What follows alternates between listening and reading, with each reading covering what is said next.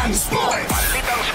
Sumandal ang defending champion Denver Nuggets sa kanilang NBA Finals MVP na si Nikola Jokic upang itumba ang top team ngayon sa NBA na Boston Celtics 102-100. Nagtala si Jokic ng halos triple-double performance na may 34 points, 12 rebounds at 9 assists. Tumulong din naman sa kanya si Jamal Murray gamit ang 35 points para sa kanilang ika-29 na panalo. Ito ang unang talo ng Celtics matapos ang 20 sunod-sunod na panalo sa kanilang home court.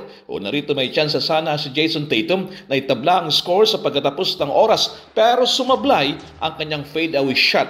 Nagtapos si Tatum ng 22 points at 8 rebounds. Samantala sa tindi po ng gitgitan ng banggaan ng dalawang magkaribal na teams, umabot sa 13 beses ang palitan ng kalamangan at 8 beses na nagtabla. Bate nga ngayon sa latest Eastern Conference standing, number 1 pa rin ang Boston na merong 32 wins at 10 pa lamang ang talo. Ang Denver naman ay nasa number 3 spot sa Western Conference, hawak naman ang 24-14 win-loss record.